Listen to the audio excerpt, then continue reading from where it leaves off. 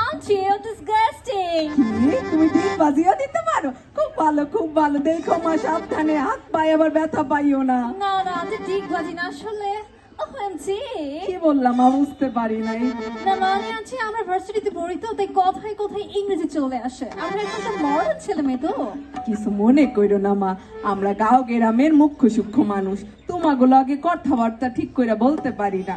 মা, তুমি কি সলিমের লাগেই পড়ো? হ্যাঁ আন্টি, আমরা ক্লাসমেট, একসাথে পড়ি। ও আচ্ছা, খুব ভালো। তা তোমার পরীক্ষা কেমন হয়েছে? পরীক্ষা মানে এক্সাম পুরাই অস্থির। কি বললাম মা, অস্থির? সলিম পুরা অস্থির, কিন্তু হয় তেমন আসিল না মা। কি হইলো পোলাডার? আন্টি সলিম অস্থির না, আসলে আমাদের পরীক্ষা অস্থির হয়েছে। তোমাকে পরীক্ষা অস্থির? কে, ভার্সিটিতে কি কোনো ঝামেলা চলে?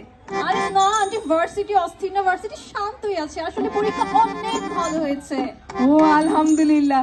মা, তোমার করে অনেক দোয়া করি, তুমি আমার সলিম একটু দেখা রাখো। ওকে আন্টি, আমি সলিমকে টেক কেয়ার করবো, ডোন্ট ওয়ারি।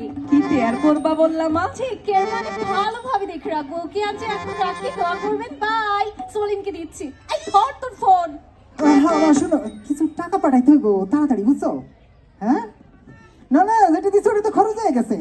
আরে তুমি তো জানো না, লেখাপড়া ছাড়াও ইউনিভার্সিটিতে মেলা খরচ আছে।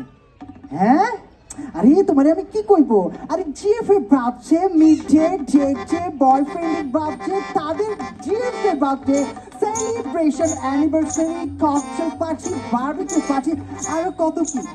হ্যাঁ, পারবো না মানে? হ্যাঁ, অহন তো পারবা না। পোলারি ইউনিভার্সিটিতে পড়াইবা, বড় বড় ড্রিম দেখবা, আর অহন টাকা পাঠাইবা না।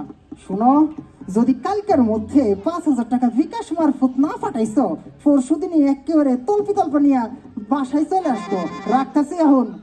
হেই বেবি, লেটস গো।